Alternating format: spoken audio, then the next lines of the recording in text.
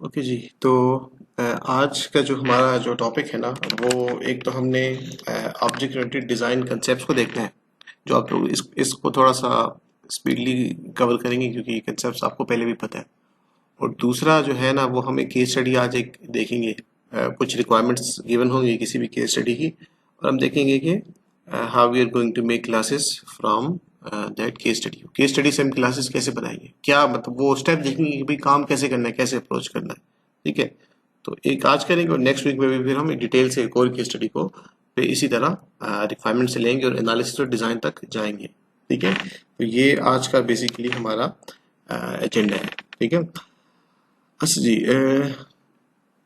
Object oriented concepts के अंदर या ऑब्जेक्ट ओरिएंटेड डिज़ाइन कंसेप्ट्स के अंदर आपको पता है कि हम जो देखेंगे वो है क्लास डायग्राम। ठीक है, जैसे आपको पता है कि ऊप के अंदर we have classes and objects. ठीक है, तो अब जब हमें डिज़ाइन करना होगा तो यूएमएल के अंदर हमारे पास एक और डायग्राम है जिसे कहते हैं क्लास डायग्राम। ठीक है, आज इंशाल्लाह at the end of this lecture में आप लोग को विजुअल पैराडाइम का जो वीडियो विजुअल पैराडाइम का जो फाइल है, एक्जी फाइल, वो मैंने आपके साथ सेटअप उसका शेयर किया है, आप लोग उसको इंस्टॉल करें। ठीक है, और चूंकि आपको पता है कि हम तो पायरेटेड चीज़ें यूज़ करते हैं, तो साथ उसका वो दूसरा भी है, उसका क्रैक भी है। और जो वीडियो का लिंक मैंने शेयर किया है ना, उसको देख ले कि कैसे उसकी सेटिंग करनी है। ठीक है, जब क्रैक को करना है तो आपका वो इंस्टॉल हो जाएगा। फिर ये जितनी भी डायग्राम्स है ना, मैं आज आपको थोड़ा सा बता भी दूंगा कि डायग्राम्स कैसे उसमें बनाते हैं, तो ये आप डायग्राम्स उसमें बनाओगे। अच्छा, विजुअल पैराडाइम के अंदर या किसी भी टूल के अंदर हमारे पास यूएमएल में है क्लास डायग्राम। क्लास डायग्राम में क्या है, हमने क्लासेस बनानी है। ठीक है, क्लास डायग्राम जस्ट एक क्लिक करोगे तो आपके पास क्लास डायग्राम बन जाएगी। ठीक है, क्लास आ जाएगी, क्लास के अंदर आपने फिर एट्रीब्यूट्स बताने होंगे और बिहेवियर उसका, फंक्शंस आपने मेथड्स बताने होंगे। जैसे यहाँ पे क्लासेस आपको नजर आ रही है, कस्टमर क्लास, ऑर्डर क्लास, और फिर जो भी उनका रिलेशनशिप, वेदर इट्स इनहेरिटेंस या कंपोजिशन, और वो सारी चीज़ें अभी हम देखते हैं। ठीक है, इनहेरिटेंस। ठीक है, इनहेरिटेंस का आप सबको पता है। ठीक है, we have different advantages of inheritance. Reusability को प्रमोट करने के लिए लेस रिडंडेंसी और इंक्रीज मेंटेनेबिलिटी, ये कुछ फीचर्स हैं इनहेरिटेंस के। ठीक है, इनहेरिटेंस का हम करते क्या है कि जो कॉमन फीचर्स हैं जो बार बार रिपीट हो रहे हैं, जैसे स्टूडेंट जो क्लास है इसका भी नेम, एज, जेंडर हम लिखें, टीचर क्लास का भी एज, नेम, जेंडर हम लिखें, और इसी तरह डॉक्टर क्लास का भी हम एज, नेम, जेंडर, ये चीज़ तीनों में होगा। अभी हम इसको बार बार हर क्लास में लिख रहे हैं, तो बजाय इसके कि हम एक सुपर क्लास बना लें और वहाँ पे हम ये जो इसके एट्रीब्यूट्स हैं वो यहाँ पे हमने एक पर्सन की क्लास में बना के यहाँ पे लिख दिए। ठीक है, और अच्छा, फंक्शन लाइक ईट, वॉक सब करते हैं। ठीक है, तो वो फंक्शन भी, तो कहने का मतलब कि जो कॉमन चीजें हैं, जो कॉमन एट्रीब्यूट, जो कॉमन फंक्शन, उसकी एक क्लास बना के उसको आप लोग ऊपर बेस क्लास में या जिसे हम सुपर क्लास कहते हैं वहां पे रख दें, और बाकी सारी क्लासेस इससे डिराइव होंगी। और अब देखिए हर क्लास के ये कॉमन फीचर्स जो है ना, नेम, एज, जेंडर एंड जो फंक्शन ईट, वॉक, ये सब में है। और इसके अलावा हर डिराइव क्लास के कुछ अपनी स्पेसिफिक एट्रीब्यूट्स है, फंक्शंस। जैसे यहाँ पे स्टूडेंट क्लास में देखें, हम कहते हैं कि he will study and exam से रिलेटेड एग्जाम देगा। टीचर की क्लास के अपने वो डेजिग्नेशन, उसकी सैलरी, स्टूडेंट की सैलरी नहीं होगी। कुछ एट्रीब्यूट्स डिफरेंट है ना, तो जो कॉमन है वो हमने बेस क्लास में रख दिए। तो इससे क्या हुआ, इससे देखो, एक तो जब आप इनहेरिटेंस यूज करते हैं तो रीयूजेबिलिटी अचीव होती है। ठीक है, रीयूजेबिलिटी का मतलब यह है कि आपको एक चीज एक जगह हमने बना के रख दी, ठीक है, क्लास, और जब भी उसके फीचर्स या उसके फंक्शन हमें चाहिए हम उसको रीयूज कर सकते हैं। रिडंडेंसी, कोड की जो रिडंडेंसी है वो कम होती है। रिडंडेंसी का मतलब है डुप्लीकेशन। वो कम कैसे होती है कि अब हम बार बार लाइक नेम, एज, जेंडर हमने बार बार हर क्लास में नहीं लिखा, सिर्फ बेस क्लास में लिखा और बाकी पे वहां पे उससे बाकी क्लासेस को उससे डिराइव कर लिया। ठीक है, तो ये आपके एडवांटेजेस है इनहेरिटेंस। अच्छा, मेंटेनेबिलिटी कैसे अचीव होगी? ठीक है, देखिए मेंटेनेबिलिटी ऐसे अचीव हो रही है कि लेट्स से कोई नई ऐसी क्लास हमें चाहिए। ठीक है, और उसमें भी वही कॉमन फीचर है, तो दोबारा उसमें लिखना नहीं पड़ेगा, जस्ट नई क्लास बनाओ, इससे इनहेरिट करा लो। अच्छा, नेम की data type let's say string ही थी, उसका साइज हमने लिया था सपोज 20, अब उसको ज्यादा करना चाह रहे हैं। ठीक है, तो अगर ये चीज तीनों में लिखी होती तो मुझे तीन जगह चेंजेस करनी पड़ती, टीचर क्लास में भी, स्टूडेंट क्लास में भी, डॉक्टर क्लास में भी। अब चूंकि वो कॉमन प्रॉपर्टीज हमने वो बेस क्लास में रख दी, जस्ट वहां पे एक जगह चेंज करेंगे, वो चेंजेस बाकी सब में भी नीचे क्योंकि डिराइव क्लासेस है ना, वहां पे भी आ जाएगी। तो कहने का मतलब कि इनहेरिटेंस के ये फायदे हैं, ठीक है। ये कंसेप्ट आप लोगों को पहले से ही पता है, ठीक है, जैसे उसके गो थ्रू एक रिपीटिशन है। अच्छा, अभी एसोसिएशन क्या है? एसोसिएशन का मतलब क्या है कि हाउ ऑब्जेक्ट्स आर या classes are linked with each other, ठीक है। तो एक क्लास एसोसिएशन है, एक ऑब्जेक्ट एसोसिएशन है, दो एसोसिएशन है, एक क्लास एसोसिएशन और एक ऑब्जेक्ट एसोसिएशन।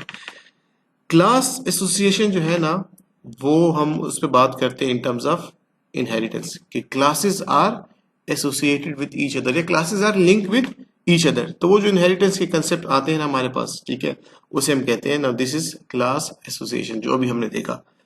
ऑब्जेक्ट एसोसिएशन क्या चीज है, इसको देखना है, क्योंकि हर क्लास के ऑब्जेक्ट्स बनेंगे और एक क्लास का ऑब्जेक्ट मे बी किसी दूसरी क्लास के ऑब्जेक्ट को यूज कर रहा हो, ठीक है, वेदर जिस जो भी उसका एक सिनारियो है, तो इसको हम देखेंगे। इसमें अब तीन चीजें आती हैं। एक हमारे पास सिंपल एसोसिएशन है, एक को हम कहते हैं कंपोजिशन और एक को हम कहते हैं एग्रीगेशन, ठीक है। मेनली जो हम ज्यादा इस पे फोकस होगा हमारा वो कंपोजिशन पे, कंपोजिशन को हम यूज करते हैं, ठीक है। सिंपल एसोसिएशन भी चलो ठीक है, और एग्रीगेशन जो है ना, एग्रीगेशन में आपको समझा दूंगा, लेकिन बस एग्रीगेशन ऐसे है कि लाइक थ्योरेटिकल हद तक ही है, बस बुक्स में ही रहेगी। नॉर्मली प्रैक्टिकली आप अगर देखो ना, तो एग्रीगेशन इतनी हमें नज़र नहीं आती, हमें कंपोजिशन नज़र आती है, ठीक है। क्यों, क्या वजह है? जब एग्रीगेशन के टॉपिक पे भी आज पहुंचेंगे तो हम इस पे बात कर लेंगे, ठीक है। सिंपल एसोसिएशन का क्या मतलब है? सिंपल एसोसिएशन का मतलब ये है कि आपके जो भी ऑब्जेक्ट्स हैं उनका दूसरे ऑब्जेक्ट के साथ इंटरेक्शन, ठीक है। जैसे Ali lives in a house, ठीक है, अली ड्राइव्स अ कार, तो इसे हम सिंपल एसोसिएशन कह सकते हैं कि भाई दो ऑब्जेक्ट्स का ये लिंक है, ठीक है। तो अब डिजाइन में जब हम ये डिजाइन करते हैं तो इट्स मीन के we are associating our objects, ठीक है। इससे हमें पता चल रहा है ना डिजाइन जब कर रहे हैं कि इस ऑब्जेक्ट का दूसरे ऑब्जेक्ट के साथ क्या लिंक है, ठीक है। एक एक क्लास स्टूडेंट का ऑब्जेक्ट है अली, ठीक है, और एक ऑब्जेक्ट है टीचर, लेट से उसामा, और अब हर स्टूडेंट की डिफरेंट सुपरवाइजर होता है, ठीक है। तो अब हर ऑब्जेक्ट का किसी स्पेसिफिक ऑब्जेक्ट के साथ लिंक होगा, ठीक है। तो उस वे में आप लोग इसको समझो। अच्छा, सिंपल एसोसिएशन को फर्दर फिर दो कैटेगरीज में डिवाइड किया है, ठीक है। एक को हम कहते हैं विद रिस्पेक्ट टू नेविगेशन और एक को हम कहते हैं विद रिस्पेक्ट टू ऑब्जेक्ट्स या विद रिस्पेक्ट टू कार्डिनैलिटी, ठीक है। अभी नेविगेशन क्या है और कार्डिनैलिटी क्या है, ठीक है, इसको जरा हम देखते हैं, ठीक है। नेविगेशन में हम ये देखते हैं, ठीक है, कि whether it's a one way association या टू वे एसोसिएशन। मतलब वन वे है या टू वे है, मतलब एक क्लास का एक ऑब्जेक्ट का दूसरे ऑब्जेक्ट के साथ लिंक है, ठीक है। तो क्या वो जो दूसरा ऑब्जेक्ट है वो भी पहले वाले ऑब्जेक्ट के साथ उसका भी कोई लिंक है कि नहीं, ये वन वे या टू वे है। जैसे यहाँ पे हमने अभी यहाँ पे जो एग्जाम्पल स्क्रीन पे दिख रही है ये वन वे की है, ठीक है, कि Ali lives in a house, ठीक है। तो ये जस्ट एक एरो की यहाँ पे हमने शो की है, ठीक है। और अली ड्राइव्स अ कार, ठीक है, तो हम ये अली ड्राइव्स मैनी कार, ठीक है। तो अभी जो वन टू वन और ये जो वन टू मैनी वाली बात है ना, ठीक है, इसे कहते हैं कार्डिनैलिटी, कि एक ऑब्जेक्ट किसी दूसरी क्लास के कितने ऑब्जेक्ट्स के साथ एसोसिएट है। बात समझ आ रही है? एक ऑब्जेक्ट, जैसे डेटाबेस आप लोगों ने अभी पढ़े हो ना, तो ये ईआरडी वगैरह में भी कार्डिनैलिटी वाली बात आई होगी, ठीक है। एक टेबल है, ठीक है, टेबल है आपकी, एक एंटिटी है, उसकी डिफरेंट एट्रीब्यूट्स से जब रिलेशनशिप की बात करते हैं तो उसमें भी हम कार्डिनैलिटी की बात करते हैं कि whether it's a one two one relationship, one two many या मैनी टू मैनी। तो ये वही बात है, ठीक है। अब इन टर्म्स ऑफ ऑब्जेक्ट्स हम उसको बात कर रहे हैं, ठीक है। यहाँ पे देखिए हम कहते हैं कि employee works for a company, ठीक है, employees work for a company, ठीक है। तो हम कहते हैं कि एक जो है कंपनी में यहाँ से यहाँ पे देखो तो बहुत से एम्प्लॉयज हैं, ठीक है। एक कंपनी में, इधर देखिए ना, एक कंपनी में बहुत से एम्प्लॉयज हैं, और हर एम्प्लॉय के पॉइंट ऑफ व्यू से देखो, हर एम्प्लॉय किसी न किसी एक कंपनी से बिलोंग कर रहा है, ठीक है। तो अगर हमें टू वे रिलेशनशिप की जब हम बात करते हैं ना, ठीक है, तो टू वे में मतलब ये है कि हम दोनों ऑब्जेक्ट्स का एक दूसरे के साथ जो रिलेशनशिप है उसमें इंटरेस्टेड है। वन वे में हम एक ऑब्जेक्ट का दूसरे ऑब्जेक्ट के साथ क्या लिंक है उसमें इंटरेस्टेड है, यहाँ पे हम दोनों उसमें इंटरेस्टेड है, ठीक है। अगर हम कंपनी का ऑब्जेक्ट देखें कि भाई कंपनी के साथ, कंपनी में हम कहते हैं बहुत से ये एम्प्लॉयज है, ठीक है, और एम्प्लॉयज के पॉइंट ऑफ व्यू से देखें तो हर एम्प्लॉय किसी ना किसी, इसकी मैं एक और आपको एग्जांपल दे दूं टीचर एंड स्टूडेंट की, ठीक है, कि एक टीचर है, एक टीचर नहीं बहुत से टीचर्स हैं और इसी तरह बहुत से स्टूडेंट्स हैं। अब यहाँ पे देखो कि एक टीचर को लेट से कोई 4-5 स्टूडेंट्स हैं जो उसको सुपरवाइज कर रहा है, दूसरे स्टूडेंट्स हैं 4-5 ग्रुप से, उसको कोई और टीचर सुपरवाइज कर रहा है, ठीक है। तो टीचर के ऑब्जेक्ट को हम देखें कि भाई ये टीचर का ऑब्जेक्ट कितने स्टूडेंट के साथ लिंक है, ठीक है। तो ये 1 to many होगी कि ये भाई ये 4 स्टूडेंट्स को ये सुपरवाइज कर रहा है, उसामा कर रहा है, इन 4 को लेट से ABC कोई भी सुपरवाइज कर रहा है, ठीक है। स्टूडेंट के पॉइंट ऑफ व्यू से देखें कि किस स्टूडेंट को कौन सा सुपरवाइजर अलॉट है, तो इस वे में हम देखें तो क्या हो गया, 2 वे रिलेशनशिप, ठीक है, ये 2 वे डायरेक्शन, ठीक है। और कार्डिनलिटी आपको हो गया जिसमें हमने बताना 1 to 1 है या 1 to many है, बात समझ आ गई, वही डेटाबेस वाली सेम वही चीजें हैं, ठीक है। बाइनरी एसोसिएशन, टेनरी एसोसिएशन और एनरी एसोसिएशन, इसका मतलब ये है कि बाइनरी तो डेफिनेटली 2 ऑब्जेक्ट्स इन्वॉल्व होंगे, ठीक है, तो उनमें जो एसोसिएशन से बाइनरी कहते हैं, जब 2 से ज्यादा है तो इट्स मीन टेनरी रिलेशनशिप, ठीक है, और जितने ज्यादा हो सकते हैं उसको फिर आप देख सकते हैं, ठीक है। अब यहाँ पे देखो स्टूडेंट, टीचर, कोर्सेज, ठीक है, तो स्टूडेंट की डिफरेंट आपके पास ऑब्जेक्ट्स बनेंगे, टीचर के डिफरेंट ऑब्जेक्ट्स बनेंगे और इसी तरह कोर्सेज के ऑब्जेक्ट्स बनेंगे, ठीक है। टीचर का ऑब्जेक्ट कौन कौन होगा, क्या नाम है आपका, जवाब, टीचर के ऑब्जेक्ट कौन कौन से होंगे, ये ऑब्जेक्ट्स हैं, ये 3 क्लासेस आपको शो हो रही है ना स्क्रीन पे, स्टूडेंट, टीचर और कोर्सेज। कोर्सेज के क्या ऑब्जेक्ट्स होंगे, ऑब्जेक्ट किसे कहते हैं, क्लास का इंस्ट्रक्टर, ठीक है ना। अब कोर्सेज का क्या इंटरेस्ट होगा, SDA, software engineering, machine learning, ये सारे इसके इंस्टेंसेस हैं। इसी तरह टीचर का तो आपके सामने एक इंस्टेंस बैठा है, कोई और टीचर ये इंस्टेंस, और स्टूडेंट्स आप लोग हो गए, ठीक है। जो ऑनलाइन है वो भी उनको क्लियर है ना, ऑनलाइन जो मुझे सुन रहे हैं उनको ये क्लियर है, ये एसोसिएशन, ठीक है।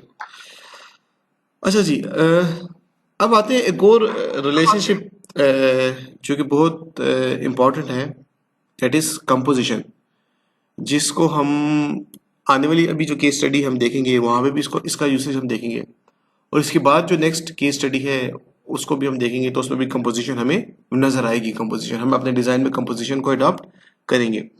फिर हम आगे चल के चूंकि वीक 6 से हम कोडिंग स्टार्ट करेंगे, तो वहां पे भी हम फिर जब आगे थोड़ा सा कोडिंग में आगे जाएंगे तो वहां पे भी हम देखेंगे भी कंपोजिशन को कैसे हमने इम्प्लीमेंट करना है, कंपोजिशन कैसे बनती है, कैसे ऑब्जेक्ट टू ऑब्जेक्ट का ये रिलेशनशिप है, ठीक है। तो पहले देखते हैं जी कि ये कंपोजिशन है क्या चीज, ठीक है। तो कहते हैं ऑब्जेक्ट में be compared of other smaller objects, ठीक है। So this relationship is called composition, और कंपोजिशन को हम ये डायमंड शेप से, और डायमंड शेप को हम फिल अप कर देते हैं, ठीक है, इस शेप से हम इसको डिनोट करते हैं कंपोजिशन को, ठीक है। कुछ यहाँ पे जनरल एग्जांपल दिए, मैं आपको सॉफ्टवेयर के पॉइंट ऑफ व्यू से भी एग्जांपल अभी दे दूंगा, ठीक है।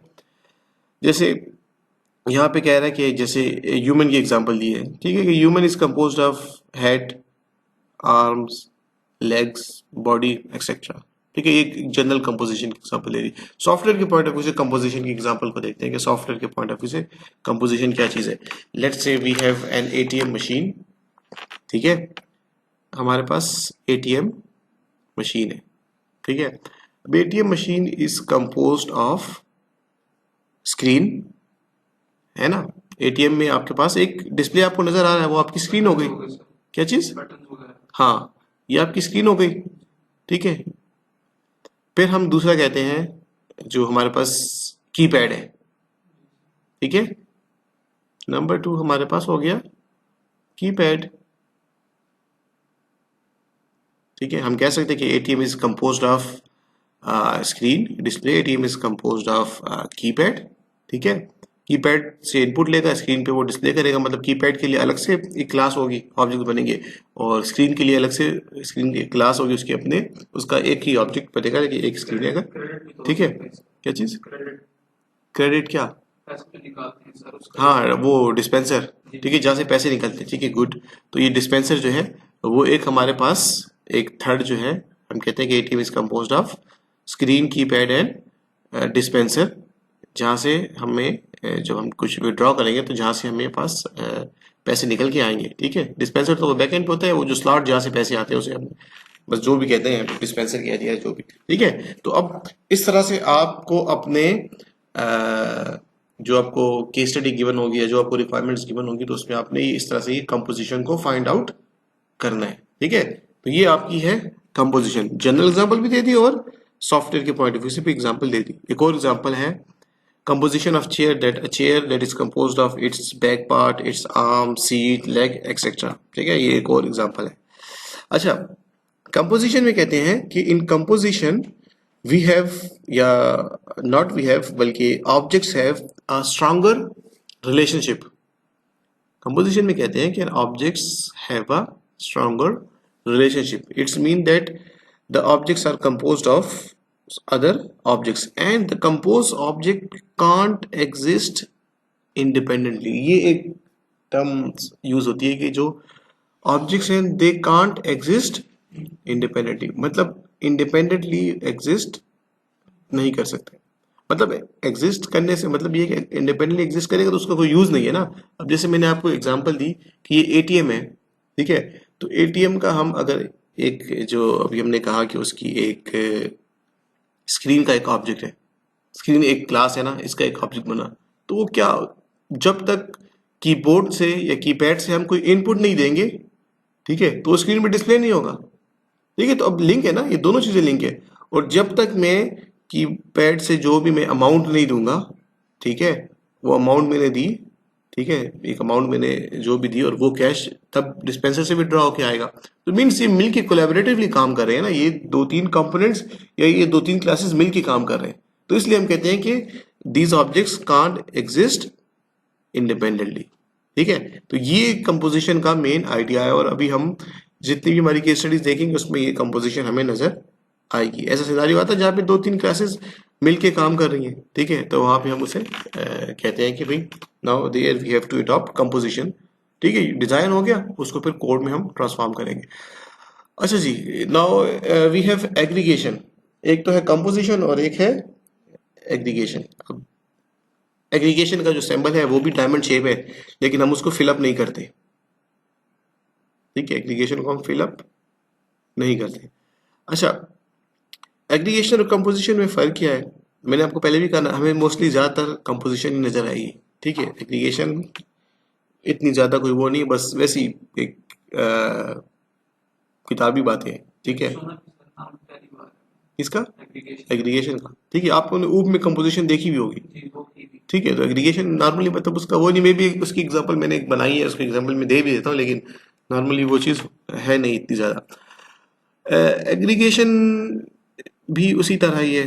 ठीक है, फर्क क्या है इसमें और उसमें वो हम जरा देख लेते हैं। ठीक है, एग्जांपल पहले देख लेते हैं। कहते हैं room is an aggregation of bed, table, cupboard and chair. ठीक है, कि one room can have many chairs, one table और मैनी टेबल्स और कबर्ड्स। आइडिया इसका ये है, आइडिया ये है कि in aggregation we have a weaker relationship, और ये जो ऑब्जेक्ट्स हैं they can exist independently, they can exist independently. और ये बाय बाय लाइक आपको नेचुरली ये कि हमारे पास कई जगह पे ऐसा होगा कि जरूरी नहीं कि हमारे पास लेट्स से 10 क्लासेस हैं और सारी क्लासेस आपस में मिलके काम कर रही हो, मे बी दो तीन आपस में मिलके काम कर रही हो, बाकी का इंडिविजुअली अलग से काम होगा। ठीक है, तो उस केस में एग्रीगेशन है वो ऑटोमेटिकली अडॉप्ट, ऑटोमेटिकली वो है, तो इसको अलग से कोई वो बताने की नहीं है। तो एग्रीगेशन में कहते हैं कि आपके जो जितने भी ऑब्जेक्ट्स हैं ना, ठीक है, वो इंडिपेंडेंटली एग्जिस्ट कर सकते हैं। कंपोजिशन में कहा था कि दे कांट एग्जिस्ट इंडिपेंडेंटली, मतलब उनका इंडिपेंडेंटली कोई मतलब नहीं निकलता। और एग्रीगेशन में ये है कि दे कैन एग्जिस्ट इंडिपेंडेंटली। मतलब इस एग्जांपल को देखो कि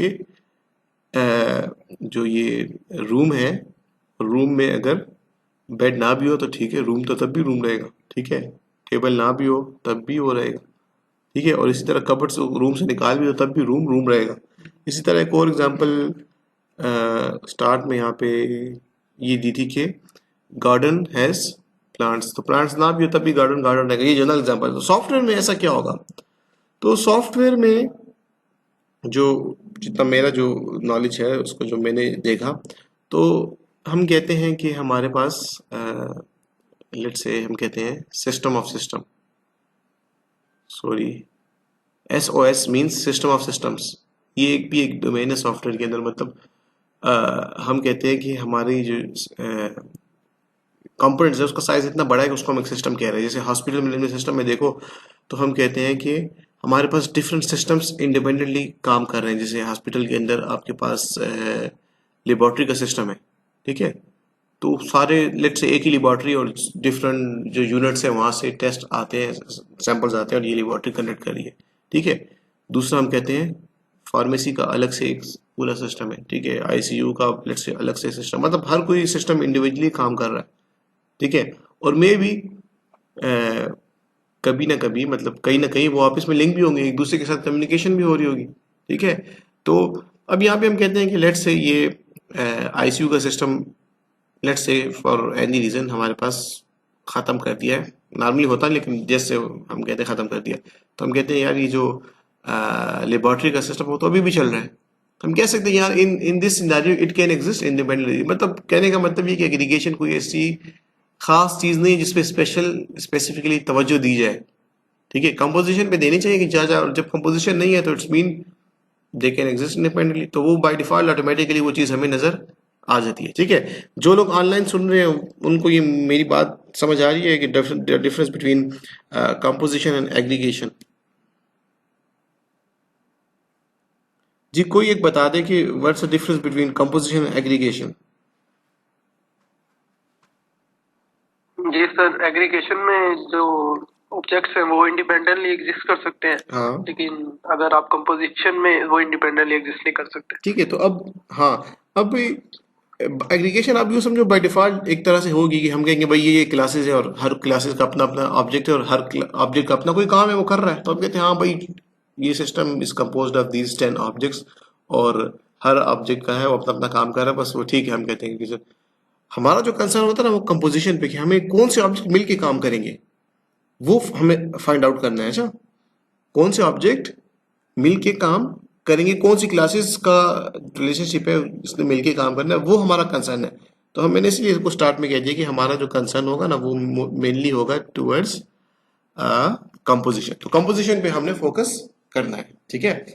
अच्छा जी, उसके बाद it we have another concept that is polymorphism, ठीक है।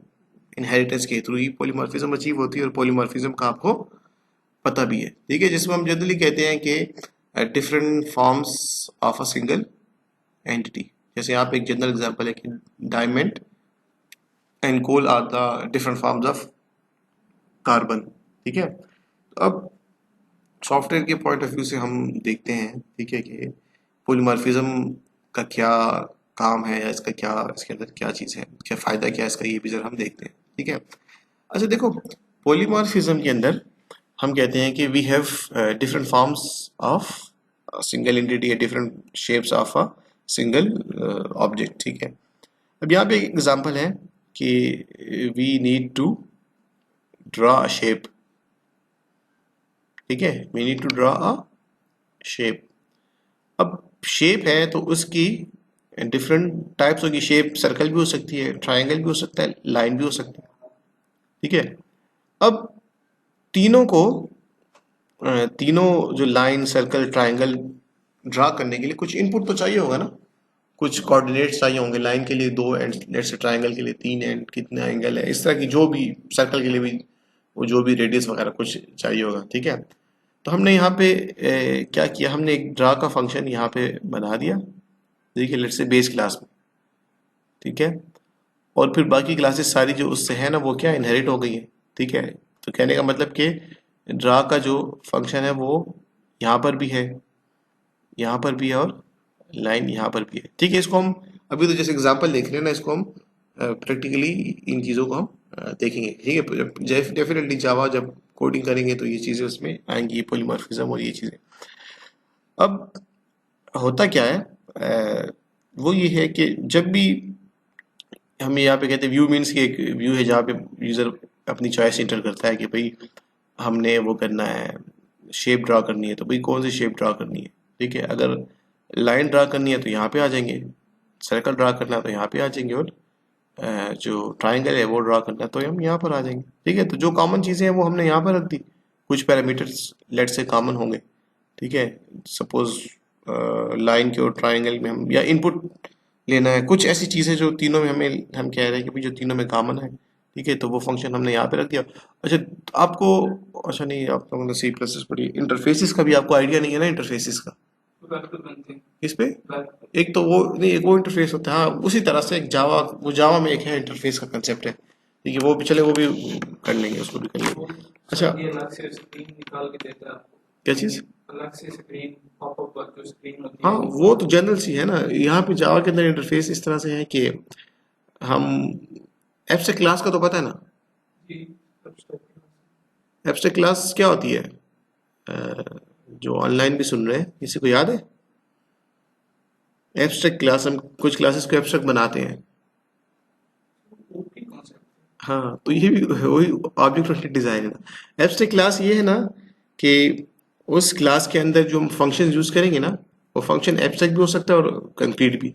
एब्स्ट्रैक्ट फंक्शन वो फंक्शन है जिसकी इम्प्लीमेंटेशन हम नहीं देते, उसकी इम्प्लीमेंटेशन हम कहाँ देते हैं? डिराइव क्लास में। ठीक है, ऐसे फंक्शंस, ठीक है, जैसे जिसका फंक्शन नेम हमने जस्ट एब्स्ट्रैक्ट क्लास में रख दिया, ठीक है, फंक्शन नेम हमने जस्ट लिख दिया, उसकी जो बॉडी होगी ना कि ये फंक्शन क्या करेगा, वो कहाँ पे होगा? डिराइव क्लास में। ठीक है, तो डिराइव क्लास उसको बताएगी, जिसने भी वो क्लास है वो उसको बताएगा कि भाई इसको कैसे वो करना है। ठीक है, तो एब्स्ट्रैक्ट क्लास होती है। इंटरफेसेस और एब्स्ट्रैक्ट क्लासेस में फ़र्क ये है कि इंटरफेसेस में जो एब्स्ट्रैक्ट क्लास में आप कंक्रीट फंक्शन भी रख सकते हो जिसकी बॉडी हो, और एब्स्ट्रैक्ट भी रख सकते हो। इंटरफेसेस में आप कंक्रीट फंक्शन नहीं रख सकते, उसमें सिर्फ आप क्या करोगे? एब्स्ट्रैक्ट फंक्शन ही रखोगे। मतलब आपके पास, मैं आपको एग्जांपल दे, जैसे देखो ये शेप की क्लास है, इसके अंदर एक फंक्शन है ड्रॉ। ठीक है, तो ड्रॉ का फंक्शन जैसे हमने लिखा ड्रॉ, और ड्रॉ की फंक्शन की हमने ड्रॉ कैसे काम करेगा वो हमने उसकी बॉडी नहीं बताई, बस यहाँ पे जस्ट ड्रॉ का फंक्शन लिख दिया। ठीक है, हमने कहा जी भाई ये कॉमन चीज़ है, ये हर उसमें कॉमन है, ये फंक्शन जब भी आए ये फंक्शन कॉल होगा ड्रॉ।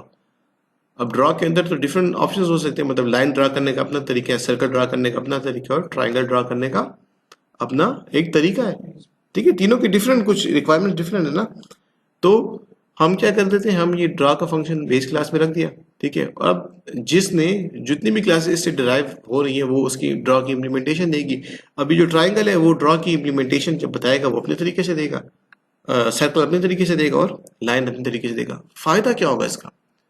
फायदा इसका ये होगा, लेट से मेरे पास यही डिज़ाइन है, पॉलीमॉर्फिक, यही पॉलीमॉर्फिक डिज़ाइन है। अब मैं कहता हूँ कि लेट से मेरे पास एक नई शेप आ गई है स्क्वायर की, हमारे पास एक नई शेप आ गई स्क्वायर की, तो उसमें भी स्क्वायर भी ड्रा करना है। ठीक है, उसकी अपनी रिक्वायरमेंट्स है। तो हम क्या करेंगे, हम यहाँ पे एक नई क्लास बना देंगे, डिराइव क्लास। ठीक है, एक नई क्लास बना दी, ठीक है, उसका नाम स्क्वायर क्लास हो जाएगा, और उसके अंदर हम डिफाइन कर देंगे ड्रॉ का।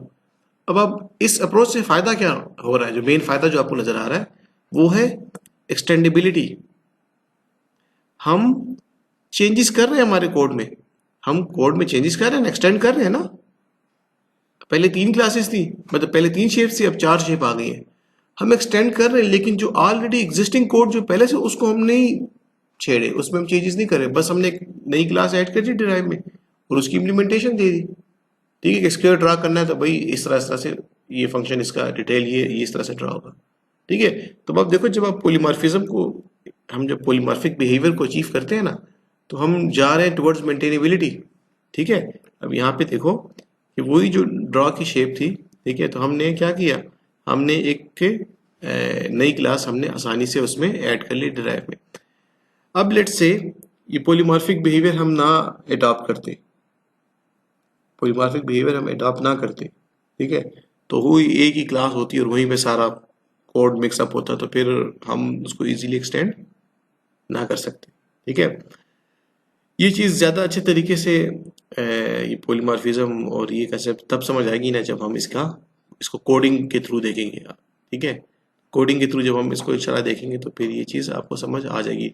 अभी के लिए आपका काम ये है कि आप जब भी डिज़ाइन देखेंगे ना, डिज़ाइन, ठीक है, तो आप इन दो चीज़ों पे ज़रा फोकस करोगे कि भाई कहाँ पे कंपोजिशन हो सकती है और कहाँ पे हमारे पास इनहेरिटेंस आ सकती है, ये पॉलीमॉर्फिज्म हमारे पास कहाँ कहाँ पे आ सकती है, वहाँ पे उसको एडॉप्ट करो, ठीक है, क्योंकि उसके फायदे हैं, नुकसान नहीं है कि आपकी रिडंडेंसी कम हो गई, ठीक है, और बाकी आपका डिज़ाइन जो है वो ज़रा सा फ्लेक्सिबल हो जाता है, ठीक है। तो पॉलीमॉर्फिक बिहेवियर पे भी हम डिटेल से हम बात करेंगे, ठीक है। तो देखो, ड्रा जो था ना, जो कॉमन एक फंक्शन था, ठीक है, वो मैंने लिख दिया कि भाई शेप में ये ड्रा का फंक्शन है, ठीक है। ये नहीं बताया कि भाई ये ड्रा का फंक्शन कैसे काम करेगा। हर डिराइव क्लास जो है ना, वो जब इसको इनहेरिट करेगी तो वो अपनी इम्प्लीमेंटेशन बताएगी कि भाई ड्रा मुझे ऐसे करना है, ठीक है। तो अब देखो, जितनी भी नई क्लासेस में ऐड कर रहा हूँ ना, वो पहले वाली क्लासेस उसको कोई फर्क नहीं पड़ रहा। फर्क पड़ रहा है कि नहीं पड़ रहा ना। स्क्वायर के बाद कोई शेप आती है पॉलीगॉन, मैं एक नया फीचर ऐड कर रहा हूँ ना, एक नई शेप पॉलीगॉन, ठीक है, इनहेरिट कर लेंगे शेप क्लास से, और ड्रा का फंक्शन चूंकि वहां पे है तो इसकी इम्प्लीमेंटेशन हमें बतानी होगी, तो बता देंगे। तो मतलब डिजाइन इस तरह से किया हमने कि हम नई क्लास ऐड कर रहे हैं और कोड में चेंजेस भी नहीं करनी पड़ रही, ठीक है। तो इस तरीके से हमने डिजाइन करना है कि हम एक, अब देखो, एक नया फीचर ऐड करने का मतलब क्या होता है कि हम कुछ कोड लिख रहे हैं। नया फीचर ऐड करने का मतलब ये कि हम कोड लिख रहे हैं, और उस कोड लिखने से हम कहते हैं कि यार इससे जो पहला वाला कोड लिखा हुआ है ना, मेरे नए कोड लिखने से उस पर कोई फर्क नहीं पड़ रहा, तो एक अच्छी बात है ना। मैं कह रहा हूं मैंने नए फीचर ऐड किया, ठीक है, और पुराने वाले कोड पे फर्क भी नहीं पड़ा। मैंने स्क्वायर की शेप इंटर की, नया कोड इंटर किया, लाइन को भी कोई फर्क नहीं पड़ रहा, सर्कल को भी कोई फर्क नहीं पड़ रहा, और ट्राइंगल को भी कोई फर्क नहीं पड़ रहा, ठीक है। तो ये वो एक अप्रोच है पॉलीमॉर्फिक का, ये फायदा है पॉलीमॉर्फिक बिहेवियर का कि आप एक फ्लेक्सिबल डिजाइन कर सकते हो, ठीक है। जब मैंने कहा ना, जब कोड इसको करेंगे तो इसकी आपको मजीद समझ आ जाएगी। जो लोग ऑनलाइन सुन रहे हैं उनको ये पॉलीमॉर्फिक बिहेवियर की समझ तो आपको पहले से इसका फायदा फायदा नजर आया कि फायदा क्या है। जी स्टूडेंट्स, यस सर। ठीक है, क्या फायदा बता भी दे पॉलीमॉर्फिक बिहेवियर का। देखिए, हम नया फीचर भी ऐड कर रहे हैं, पिछले कोड ठीक है, और जो कोड है, ठीक है, मतलब हम नया कोड लिख रहे हैं, हाँ, कोड को भी कुछ नहीं होगा और नया हाँ, फीचर भी ऐड हो नया जाएगा, फीचर अपडेट भी हो ऐड हो जाएगा। गया, ठीक है। तो हमने डिजाइन इस तरह किया कि भाई ये बेस क्लास होगी और इससे क्लासेस डिराइव होती जाएगी, और जितना नया फीचर आ रहा है उस जो नया फीचर ऐड कर रहे हैं ना, वो उसको एज हम डिराइव क्लास में ले रहे हैं कि भाई ये क्लास नई, एक नई क्लास बनाओ, उसको इस क्लास से डिराइव कर दो, इनहेरिट कर लो उस क्लास से, ठीक है।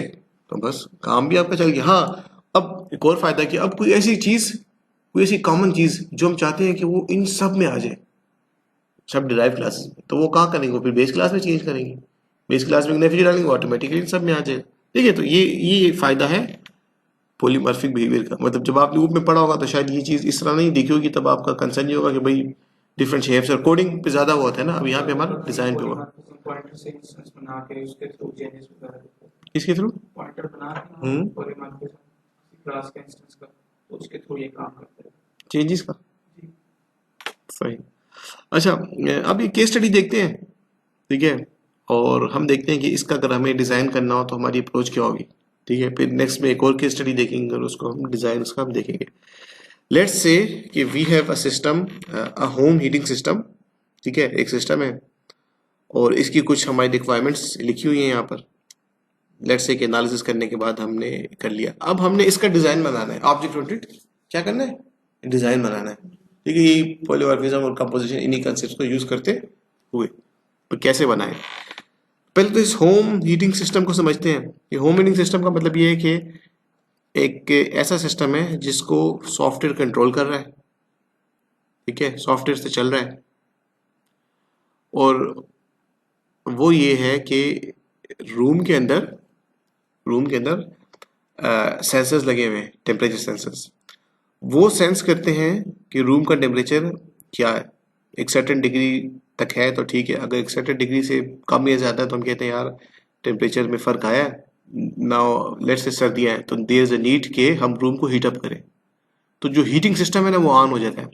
और वो हीटिंग सिस्टम कुछ इस तरीके से है, जैसे यहाँ पे तो पता नहीं बाहरी कंट्रीज में, कि वो जो वॉल्स है ना, वॉल्स, ये जो दीवारें हैं वो आप लेट से कि लकड़ी की है या किसी और चीज़ की, ठीक है, जहाँ पे पानी आना शुरू हो जाता है, ठीक है, बाहर की अक्सर आपने कभी कहीं ना कहीं ये चीज़ नोटिस की होगी, ठीक है, मतलब वो हीटर और वो कंसेप्ट नहीं दे रहा, मतलब ये है कि रूम का टेम्परेचर जो है उसको हीटअप करने के लिए ये कंसेप्ट है कि जो हॉट वाटर है ना, पानी, वो इन सराउंडिंग्स में आ जाएगा, मतलब रूम के अंदर नहीं आएगा, इन सराउंडिंग वॉल्स पे आएगा, जिससे जो वॉल्स है रूम की ये हीटअप होना शुरू होंगी, ये वो कंसेप्ट है, ठीक है। तो यहाँ पे आप देखो, आपको यहाँ पे नजर आ रहा है एक फ्यूल, ठीक है, फ्यूल वाल्व, मींस ये सिस्टम है किसी फ्यूल से तो चल रहा होगा ना, गैस है या इलेक्ट्रिसिटी, जो भी, बस जो जिस फ्यूल से भी चल रहा है, फ्यूल फ्यूल, ठीक है। अच्छा, यहाँ पे आपको नजर आ रहा है ये है हॉट वाटर, मतलब कहीं पे पानी जो है वो पे क्या है, जमा हो रहा है, ठीक है, कहीं पे किसी जगह पे पड़ा होगा, ठीक है, और वो उसको जब आप फ्यूल ऑन होगा तो वो बर्नर ऑन होगा, बर्नर जो है वो वाटर को गर्म करेगा और वाटर पंप से पानी आपके रूम्स की सराउंडिंग्स में आएगा और इस तरह से रूम्स की जो वॉल्स है वो गर्म होंगी और रूम का टेम्परेचर जो होगा गर्म हो जाएगा, ठीक है। ये केस स्टडी है, ये सिनारियो है, ठीक है। ये सारा सिस्टम कंट्रोल हो रहा है एक सॉफ्टवेयर सिस्टम से। तो अब हमें इसकी कुछ रिक्वायरमेंट्स इस तरीके से गिवन है, ठीक है। अब ये अंडरलाइन जो चीजें हैं, ये क्यों ऐसे वर्ड्स है, इसको भी हम देखते हैं कि इसका क्या मतलब है। कहते हैं the purpose of the software for the home heating system is to control the heating system that heats the rooms of a house, ठीक है। मतलब जब भी टेम्परेचर कम हुआ, ठीक है, मतलब रूम का टेम्परेचर, ये सिस्टम ऑन हो जाएगा और जब देखेगा आफ्टर सम टाइम्स कि रूम का टेम्परेचर नॉर्मल हो गया है, ठीक है, मतलब जितना हम चाहते थे, सर्दियों में हम चाहते कि इतना टेम्परेचर हो, इससे कम ना हो, ठीक है, तो क्या होगा, ये सिस्टम दोबारा बंद हो जाएगा, ऑन ऑफ क्या होगा, ऑटोमेटिकली होगा सॉफ्टवेयर के थ्रू, ठीक है। और सॉफ्टवेयर ये डिसीजन कब लेगा, सेंसर्स की वैल्यू की बेस पे, ठीक है। अच्छा, ये इसकी सारी रिक्वायरमेंट्स लिखी गई। The software shall maintain the temperature of each room within a specified range by controlling the heat flow to the rooms, ठीक है। रिक्वायरमेंट्स कुछ इस तरह से लिखी है, ठीक है, कि सॉफ्टवेयर ने हीट को कंट्रोल करना है हर रूम में, number 1। Number 2, the software shall be heated, sorry the room shall be heated when the temperature is 2 degree या 2 Fahrenheit below the desired temperature. कहता है जो एक डिजायर्ड टेम्परेचर हमने सेट किया है ना, मींस अगर लेट्स से सर्दियां हैं, ठीक है, तो हम कहते हैं सर्दी में रूम का टेम्परेचर इतना होना चाहिए, ठीक है। लेट्स से हम कहते हैं, लेट्स से कितना टेम्परेचर होना चाहिए सर्दियों में रूम का, 16-17 होना चाहिए, बस जितना भी है यार, चलो जो भी है, 16 सर्दियों में यार, 4-5 नहीं ये तो बहुत कम बता रहे हो आप, थोड़ी गर्मी में लेना तो नहीं 10 का आजकल गर्मियों में टेम्परेचर कितना होता है, 40 तक हो सर। 40 तक जाता है, ठीक है, वो तो हम कहते हैं बहुत गर्मी है, लेकिन सर्दियों में हम कहते हैं कि कितना, जो भी हम कहते हैं, चलो लेट्स से हम कहते हैं कि यार बिल्कुल कम भी नहीं करना, वो तो फिर बहुत ही सर्दी होगी, ठीक है। लेट्स से अगर टेम्परेचर हमारा रूम का हो गया है, अब हमने थ्रेशोल्ड डिफाइन किया 5 की, 5 सेंटीग्रेड से कम हो तो इट्स मीन कहते हैं कि यार बहुत शदीद सर्दी है, रूम हीटर को ऑन होना चाहिए इस सिनारियो में, ठीक है। तो यहाँ पे कहते हैं कि आपने एक डिजायर्ड टेम्परेचर सेट किया और साथ में ये सेट किया कि जो है ना 2 फ़ारेनहाइट या 2 डिग्री उस डिजायर्ड टेम्परेचर से अगर कम हो तो ये सिस्टम ऑन हो जाए, ठीक है। यहाँ पे ये चीज है, और जब ये टेम्परेचर जो है, the room shall no longer be heated when the temperature is 2 Fahrenheit या 2 centigrade above the desired temperature. ये डिजायर्ड टेम्परेचर से अब ज्यादा हो गया है, जो टेम्परेचर हम चाह रहे थे कि भाई इतना रूम का टेम्परेचर होना चाहिए, उससे 2 डिग्री ज्यादा हो गया, इट्स मीन बस अब इसको दोबारा क्या कर दो, सिस्टम को ऑफ कर दो, ठीक है। ये एक रिक्वायरमेंट। अच्छा, फिर हमने कहा कि जो सिनारियो को बताया कि जो फ्लो है हीट का, वो रूम में कैसे जा रहा है कि by opening and closing it's water valve. मतलब मैंने आपको कह दिया कि जो रूम है वो हीट अप होना ऐसा शुरू होता है कि हम वाटर वाल्व ओपन करते हैं सॉफ्टवेयर, और वहां से वो हॉट वाटर जो है वो पाइप्स के थ्रू आना शुरू होता है रूम्स में, ठीक है। रूम्स में कोई ऐसा डिवाइस लगा, उसको गर्म पानी मिलता है, उसके वो हीट प्रोड्यूस कर रहा है, बस ये सिनेरियो है, जैसे भी एज्यूम करो, ठीक है। The the valve shall be open when the room needs heats and closed otherwise. जब हीट चाहिए तो वाल्व को ओपन करो, ठीक है, सॉफ्टवेयर करेगा, और जब नहीं चाहिए तो वाल्व को क्लोज करेगा। The user shall set the desired temperature of the thermostat जहाँ पे वो टेम्परेचर को सेट करेगा, ठीक है। और जो ऑपरेटर है that shall be turn the heating system on and off. Operator भी हमारे केस में यहाँ पे सॉफ्टवेयर है तो ऑटोमेटिकली क्लास होगी जिसका काम ये होगा। अच्छा, कहते हैं the furnace must not run when the system is of. अब देखो एक रिक्वायरमेंट है ना कि जब सिस्टम हमारा ऑफ है तो ये फर्नेस भी नहीं चलना चाहिए। फर्नेस किसे कहते हैं, वो जिसपे हम खाना गर्म करते हैं ना, ठीक है। तो उसके अंदर जो हमारे जिसे हम नॉर्मली स्टोव कहते हैं, ठीक है, जो चूल्हा है और उसके अंदर जो आग लगी हुई है, ठीक है, वो हमारा उसे फर्नेस कहते हैं। तो कहते हैं जब ये सिस्टम ऑफ है तो फर्नेस भी बंद हो, ठीक है। और जब सिस्टम ऑन होगा तो पहले फर्नेस ऑन करेंगे, पहले फ्यूल ऑन करेंगे, फ्यूल जाएगा फर्नेस में, फर्नेस ऑन हो जाएगा और वो वाटर को गर्म करना स्टार्ट कर देगा, ठीक है। ये थोड़ा एम्बेडेड सिस्टम की केस स्टडी है। अच्छा, और फिर इसी तरह की जो बाकी की रिक्वायरमेंट्स है कि ओपन मतलब जब भी फर्नेस को ऑन करना होगा तो ये 2 स्टेप्स करने होंगे। पहले फ्यूल को ओपन करेंगे, फ्यूल वाल्व को, और वो बर्नर को ऑन करेंगे, वो जो जहाँ से फ्लेम निकलेंगे वो उसको जलाएगा और पानी को गर्म करेगा, और इसी तरह से। अब आपको बताने की चीज यहाँ पे है कि इस तरह से जब रिक्वायरमेंट्स हमें लिखी हुई मिले, गिवन हो, ठीक है, अब हमारा काम कहाँ से शुरू होता है? अब हमारा काम यहाँ से शुरू होता है कि आप देखो जितने भी अंडरलाइंस है ना, ये हमने अंडरलाइन क्यों किए? अंडरलाइन हमने इसलिए किए कि अब हमने क्लासेस बनानी है। क्या करना है? क्लासेस बनानी है। क्लासेस बनाने के लिए हमारे पास एक अप्रोच है, वो ये है, स्टेप्स है कुछ, कि ये रिक्वायरमेंट स्टेटमेंट्स आपको मैंने दिखा दी। रिक्वायरमेंट स्टेटमेंट से आप लोगों ने क्या करना है? आप लोगों ने नाउन्स को स्टैक करना है। आप नाउन देखोगे कि कितने नाउन्स हैं, ठीक है। तो आपने नाउन को एक्सट्रैक्ट किया, उन नाउन्स को हम कंसीडर करेंगे कि दीज आर अवर क्लासेस या दीज आर अवर ऑब्जेक्ट्स, ठीक है। जितने भी नाउन्स है ना, हम इसे कहेंगे कि ये हमारे क्या है? क्लासेस हैं, ये हमारे ऑब्जेक्ट्स हैं, ठीक है। फिर हम उसके बाद, और लिखा भी है tentative, not final, tentative, final अभी नहीं है। फिर हम उसके बाद फिल्ट्रेशन करेंगे, एलिमिनेशन करेंगे। एलिमिनेशन मीन्स कि जो वाकई हमें लगता है कि these can be our objects, उनको रखेंगे, और बाकी हम लगेंगे यार ये नाउन जो है ये क्लास नहीं हो सकती, ये ऑब्जेक्ट नहीं हो सकता, ये तो एक एट्रीब्यूट है, तो उसको एट्रीब्यूट्स में ले आएंगे, और अगर जो बाकी बिल्कुल फजूल है उसको हम ख़त्म कर देंगे, और फाइनल हमें ऑब्जेक्ट्स हमारे या क्लासेस हमारी मिल जाएगी। तो अब देखो जितने भी हमने अंडरलाइन किए थे ना, water pump, hot water, burner, furnace, fuel valve, जितने भी आपको स्क्रीन पे नजर आ रहे हैं, ठीक है, ये सारे हमने नाउन्स, तो हम इनिशियली इन सबको क्लासेस कंसिडर कर रहे हैं, लेकिन प्रोग्रामिंग पॉइंट ऑफ व्यू से सोचो तो these all can't be classes, ये सारी क्लासेस नहीं हो सकती, ये सारी क्लासेस नहीं हो सकती। तो हम अब एलिमिनेशन करेंगे। अब देखो नजर आ रहा है यहाँ पे, देखो डिजायर्ड टेम्परेचर, क्या ये क्लास हो सकती है? डिजायर्ड टेम्परेचर कोई क्लास हो सकती है? No sir. नहीं हो सकती। ये किसी क्लास का एट्रीब्यूट हो सकता है, ठीक है। ये वो थर्मोस्टेट जो हमने कहा ना कि भाई थर्मोस्टेट एक वो है, लेट्स से एक इंटरफेस है, एक आप कह लो वैसा कोई बटन है जिससे हम टेम्परेचर सेट करते हैं कि भाई ये टेम्परेचर इतना होना चाहिए, ठीक है, ये उसका एट्रीब्यूट एक हो सकता है, ठीक है। इसी तरह फ्यूल है तो फ्यूल की क्या क्लास बनाएंगे, ठीक है।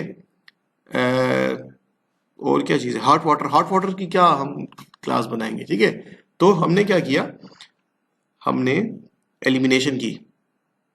एलिमिनेशन में हमने देखा कुछ चीज़ें जो थी रिडंडेंट थी, हीटिंग सिस्टम और यूज़र बार बार अगर यूज़ हो रहा है उसको हाईलाइट किया, ठीक है।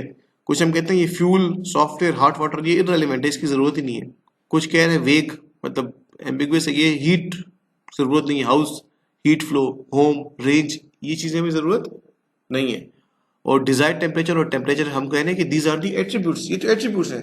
तो फाइनल जो हमारे पास जो चीज़ें बची वो ये हम, ठीक है, water pump, fuel valve, thermostat, on off switch हम कहते हैं, फर्नेस, ऑपरेटर, रूम, बर्नर, ठीक है, टेम्परेचर सेंसर, ठीक है। सेंसर की भी क्लास होगी, ठीक है, जिसका काम मतलब एक सेंसर एक जगह लगा हुआ है ना, तो वो क्या कर रहा है? वो डेटा सेंस कर रहा है, वो सेंस कर रहा है, ठीक है। और सेंस करने के बाद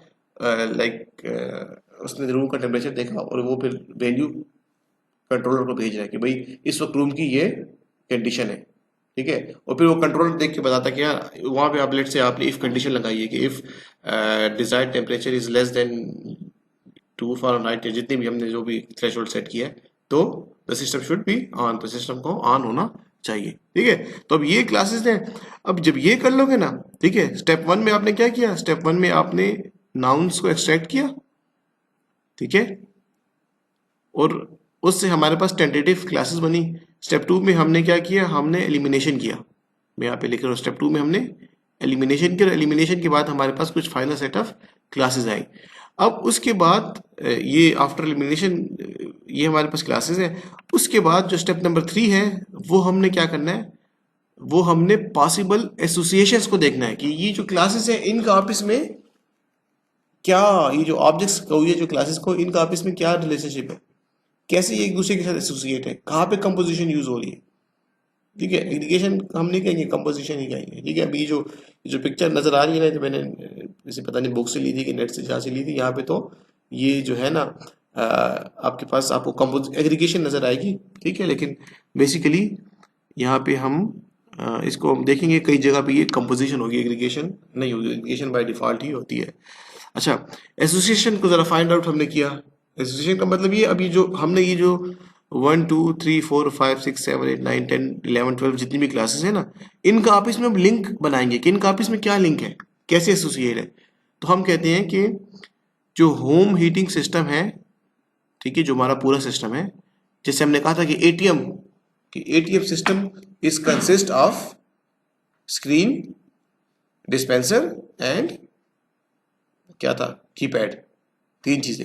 अभी हम कहते हैं कि now our overall home heating system, ठीक है, ये सिस्टम जो है that is composed of, that is consist of furnace, rooms, water pump, control panel and controller. क्या मतलब इसका मतलब ये कि हमारा एक होम हीटिंग सिस्टम है, ठीक है। तो अब ये जो सिस्टम है पूरे घरों के सारे रूम्स के लिए, ठीक है, तो डिफरेंट रूम्स होंगे हमारे पास। अच्छा, एक वाटर पंप होगा, ठीक है, इस सिस्टम ने उसके साथ, जैसे एटीएम की एग्जांपल ली ना कि एटीएम सिस्टम अगर काम कर रहा है तो वो कुछ चीजों से मिलके काम कर रहा है, इसी तरह ये होम हीटिंग सिस्टम भी काम कर रहा है, तो वो रूम्स में सेंसर लगे हुए हैं, तो रूम्स के साथ वो कनेक्ट है, ठीक है, डिफरेंट रूम्स इसके साथ कनेक्ट है, वाटर पंप के साथ कनेक्ट है, ठीक है, कि जब भी कुछ ये सिस्टम फील करेगा कि भाई अब रूम को हीटअप करना है तो वाटर वाल्व खोलेगा। इसी तरह कंट्रोल पैनल हम कह रहे हैं, लेट्स से जो जहाँ से हम उसको कंट्रोल कर रहे हैं, ठीक है, और कंट्रोलर की भी एक क्लास है, ठीक है, उसको हम अभी देखते हैं, ठीक है। फर्नेस है, furnace consist of fuel pump and a burner, ठीक है, ये तो जनरल सी चीज है। Control panel consist of on off switch and thermostat. Controller controls the fuel pump, controller controls the burner, controller controls the water pump, ठीक है, और controller जो है वो ही जो है वो टेम्परेचर को रूम में देख रहा है, ठीक है। अब देखो जरा कंट्रोलर पे गौर करो, तो कंट्रोलर पे गौर करने का मतलब ये है कि जो कंट्रोलर है ना, ये हमारा आप कह लो कि पीस ऑफ कोड है और एक क्लास होगी, ठीक है, जिसका काम क्या है, जिसका काम ये है कि वो टेम्परेचर को मॉनिटर करिए। टेम्परेचर तो सेंसर जो है ना वो टेम्परेचर को देखेगा ना, वो टेम्परेचर सेंस करके वैल्यू जो उसने रीड की वो किसको भेजेगा, कंट्रोलर को, ठीक है, किसको भेजेगा, कंट्रोलर को। कंट्रोलर एक क्लास है, अच्छा हमारी एक क्लास है, उसको भेजेगा। अच्छा, controller controls the water pump, अब उसी की एक्शन की बेस पर उसने देखना है कि भाई उसने वाटर पंप को, वाटर वाल्व को ओपन करना है या क्लोज करना है, ठीक है। Controller controls the fuel pump को भी उसने देखना है, ठीक है, और इसी तरह हम कहते हैं कि ये चीजें। अच्छा, कंट्रोल पैनल हमने कहा, कंट्रोल पैनल में क्या चीज है, it consist of on off switch and a thermostat, मतलब वो जो डिजायर्ड टेम्परेचर जहाँ पे सेट करेंगे वो इस थर्मोस्टेट, ठीक है। और इसी तरह फिर हम बाकी वो चीजें कर रहे हैं, ठीक है। ये केस स्टडी थोड़ी सी मुश्किल है समझने के लिए, ठीक है, लेकिन जो इसके बाद जो हम केस स्टडी यूज करेंगे अगले वीक में, दैट इज बैंकिंग सिस्टम की, वो बहुत आसान है समझने में, ठीक है। यहाँ पे अगर केस स्टडी समझ नहीं आ रही ना, पर जो मैसेज मैं यहाँ पे देना चाह रहा हूँ ना कि काम कैसे किया जाए उसको देखो, तो वो देखो क्या किया। नंबर 1 स्टेप पे हमने क्या किया, नंबर 1 स्टेप पे हमने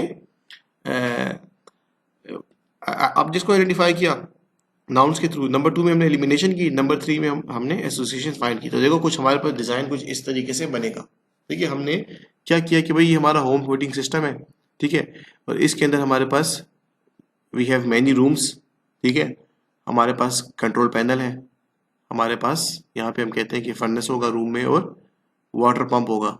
ठीक है, फर्नेस को हम फर्दर कहते हैं कि it is composed of burner या फ्यूल वाल्व। ठीक है, ये दो चीजें। और यहाँ पे हम कह रहे हैं कि होम हीटिंग सिस्टम एक आपके पास कंट्रोलर होगा, और ये कंट्रोलर जो है इसका क्या काम है, देखो ये मॉनिटर कर रहा है।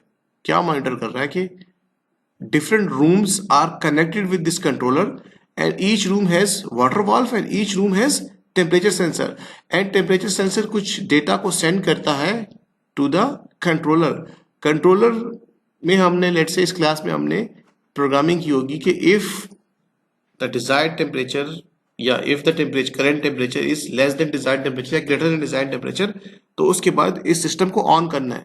तो इस सिस्टम को ऑन करने के लिए भी ये बाकी की सारी चीजें हैं। तो इस तरीके से हमने क्या करना है, इस तरीके से हमने डिजाइन करना है। सर एक बड़ी एग्जांपल को छोटे छोटे सा पार्ट्स में हमने डिवाइड किया। हाँ, स्टेप्स में ना पहले हमने क्लासेस आइडेंटिफाई की, हमने कहा कि नाउन्स के थ्रू ना नाउन्स को देखा। अब जरूरी नहीं कि वो सारी क्लासेस ठीक हो, तो हमने क्या किया, हमने उन नाउन्स में से थोड़ी फिल्ट्रेशन की। हमने कहा कि नहीं ये तो क्लास नहीं हो सकती, ये क्लास नहीं हो सकती, इसको हटा दो। फाइनल सेट ऑफ क्लासेस उनके दरमियान हमने एसोसिएशन देखा कि क्या लिंक है, कंट्रोलर क्लास का क्या लिंक है फर्नेसी क्लास के साथ, या टेम्परेचर रूम का क्या लिंक है इसके साथ। तो ऑब्जेक्ट्स है ना, तो ऑब्जेक्ट्स का हमने अब रिलेशनशिप देखा, तो वो हमारे पास कुछ इस तरीके से डिजाइन बन जाएगा। अब क्या करेंगे, ये तो सिर्फ क्लासेस हैं, इसके अंदर हमारे पास एट्रीब्यूट्स होने चाहिए। तो अब आप देखो, अब आप हर क्लास के अंदर देखोगे कि हमारे पास क्या एट्रीब्यूट होगा। तो अब यहाँ पे एक क्लास में बताता हूँ आपको, जैसे टेम्परेचर सेंसर की एक क्लास थी, ठीक है, कि एक रूम के अंदर सेंसर लगा हुआ है। ठीक है, तो अब ये सेंसर की जो क्लास है, इस सेंसर का क्या काम है, सेंस करे। सेंस क्या करेगा, रूम का टेम्परेचर, उसकी कोई वैल्यू होगी, उसकी वैल्यू को कहाँ होल्ड करेगा, किसी एक एट्रीब्यूट में, किसी एक वेरिएबल में। तो यहाँ पे हमने एक एट्रीब्यूट डिफाइन कर दिया, टेम्परेचर। इसी तरह हम सारी क्लासेस को देखेंगे कि भाई इन क्लासेस के अंदर हमारे पास क्या क्या एट्रीब्यूट हो सकते हैं। थर्मोस्टेट है, थर्मोस्टेट में हमने कहा कि वी हैव डिजायर्ड टेम्परेचर। तो इस तरह हम नंबर 4 स्टेप में क्या करेंगे, नंबर 4 स्टेप में हम एट्रीब्यूट्स को देखेंगे। ठीक है, तो अगले जो केस स्टडी हो इससे ज्यादा डिटेल में। अच्छा, ये जैसे इसलिए बताया कि आपको थोड़ा सा एक आइडिया हो जाए कि भाई ऐसे हम काम करेंगे। नंबर 4 स्टेप में हमने एट्रीब्यूट्स को देखा, ठीक है, एंड उसके बाद नंबर 5 स्टेप में हम क्या करेंगे, नंबर 5 स्टेप्स में हम बिहेवियर की तरफ जाएंगे, फंक्शंस की तरफ जाएंगे। इन क्लासेस के अंदर क्या फंक्शंस होंगे, ये एक दूसरे को क्या कॉल करेंगे। फंक्शन, एक क्लास का फंक्शन दूसरी क्लास के फंक्शन को, या एक क्लास का जो ऑब्जेक्ट है दूसरी क्लास के फंक्शन में क्या कॉल करेगा। तो उसके लिए हमने यहाँ पे क्या बनाया, हमने एक सिनारियो बनाया और हमने यूज की सीक्वेंस डायग्राम। क्या यूज की, सीक्वेंस डायग्राम। ठीक है, इस टाइम पे कौन हमें ज्वाइन कर रहा है यार,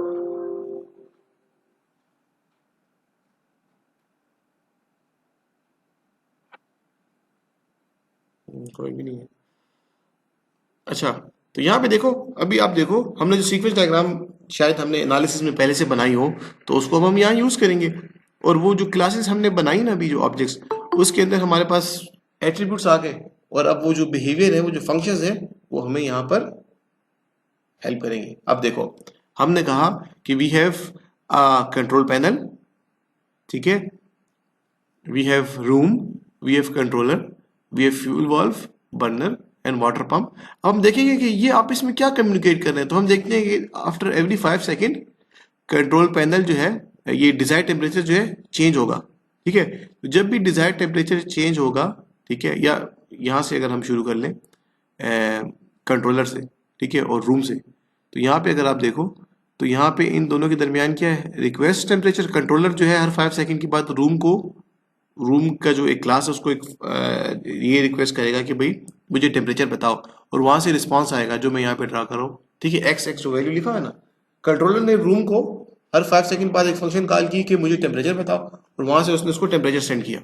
सही है, टेम्परेचर सेंड करने के बाद, ठीक है, वो देखेगा, ठीक है, कि कंट्रोल पैनल के पास डिजायर्ड टेम्परेचर क्या सेट है। तो कुछ डिजायर्ड टेम्परेचर उसको पता चल गया, और इन दोनों को मैच करेगा। मैच करने के बाद वो देखेगा कि अब इस मैच करने के बाद मुझे क्या एक्शन लेना चाहिए, या तो सिस्टम को ऑन करना चाहिए या सिस्टम को अगर पहले से ऑन है तो ऑफ करेंगे और अगर वो है तो ऑफ करेंगे। तो यहाँ पे आप देखो, लेट से हम कहते हैं कि हमारा टेम्परेचर जो है वो कम, तो सिस्टम को ऑन करने की जरूरत। तो कंट्रोलर ने क्या किया, कंट्रोलर एक फंक्शन कॉल करेगा फ्यूल वाल्व की क्लास को कि भाई फ्यूल ओपन करो।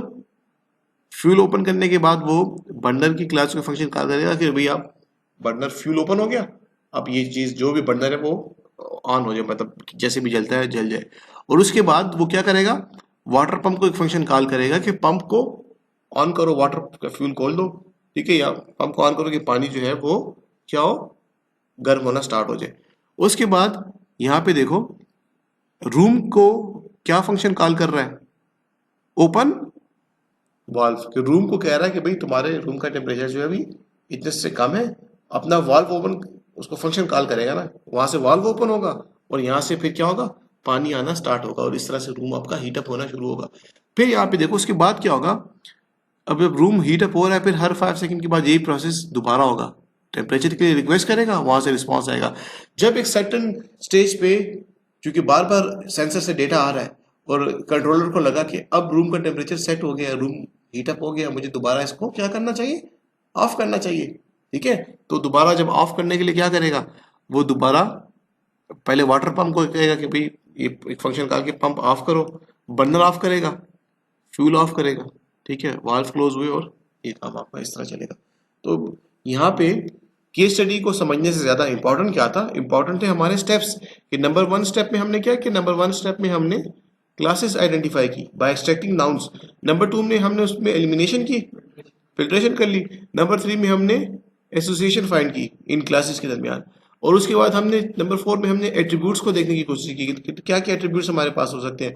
और उसके बाद लास्ट में हमने ये किया कि सीक्वेंस डायग्राम को यूज किया और देखा कि भाई क्या फंक्शंस होंगे। तो वो जो हमने यहाँ पे अब देखो ना, तो पहले ये स्ट्रक्चर जो था खाली था क्लासेस के अंदर, फिर स्लोली स्लोली हमें ऑब्जेक्ट्स के ये एट्रीब्यूट्स मिलने शुरू हुए और फिर जब सीक्वेंस डायग्राम बना ली तो उसके बाद हमें क्या मिल गए, हमें फंक्शंस भी मिल गए, उस क्लास के अंदर जो बिहेवियर है, मेथड्स वो भी मिल गए।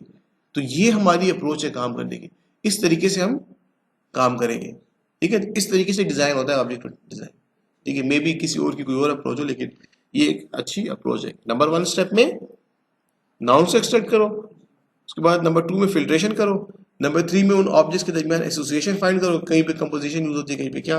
नंबर 4 में एट्रीब्यूट्स, नंबर 5 में आप उसके फंक्शंस, ठीक है। नेक्स्ट उसमें हम इससे ज्यादा डिटेल में इंशाल्लाह बात करेंगे, ठीक है। सर जब भी इंडस्ट्री में सॉफ्टवेयर बनाते हैं तो सबसे पहले यही काम करते हैं, उधर भी मैं अभी आपके उस पे आता हूँ, बात पे आता हूँ। अच्छा जी, जो ऑनलाइन है लोग, उनको ये चीज क्लियर हो गई, यस सर। जी सर। ठीक है। ये मैंने, अगर इन केस किसी को केस स्टडी समझने में प्रॉब्लम भी हो रही है ना, तो कोई मसला नहीं, इसके बाद जो हम केस स्टडी यूज करेंगे बैंकिंग की, वो इससे ज्यादा इजी है। यहाँ पे जो मेन फोकस था ना मेरा, वो हमारे उन स्टेप्स को कि भाई हमने काम कैसे करना है। अभी यहाँ पे फिजिकल जो बैठे हैं उनमें से एक स्टूडेंट ने ये क्वेश्चन किया कि इंडस्ट्री में भी हम इसी तरह करेंगे। तो देखिए, आपके पास रिक्वायरमेंट डॉक्यूमेंट है, ठीक है, उसके बाद आर्किटेक्चर डिजाइन हो गया है, आपको कहते हैं कि भाई आपने ये कंपोनेंट बनाना है, और अगर आप ऑब्जेक्ट ओरिएंटेड प्रोग्रामिंग यूज कर रहे हो, ठीक है, तो आप इसी तरीके से काम करो, बिल्कुल करो, वो ना करें ना, आप इसी तरीके से करो, ठीक है। ये बंदे पे डिपेंड करता है कि वो कैसे करें। कुछ शायद इस अप्रोच को फॉलो ना करें, वो बस डायरेक्ट क्लासेस खुद से सोचें। तो आप खुद से भी नाउन एक्सट्रैक्ट ना भी करो, आप खुद से अपना एक्सपीरियंस, अपना माइंड यूज करते हैं कैसे, कि भाई ये क्लासेस होंगी, उसके अंदर डेटा कहाँ से आएगा, तो फिर आप सीक्वेंस डायग्राम बनाओ, एक्टिविटी डायग्राम बनाओ, उसके थ्रू भी कर सकते हो, ठीक है। तो ये था बेसिकली हमारा डिज़ाइन, इस तरीके से हमने डिज़ाइन करना है, ठीक है।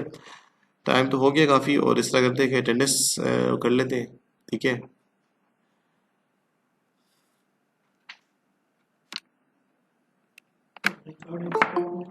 हाँ, रिगार्डिंग को स्टार्ट, रिगार्डिंग को मैं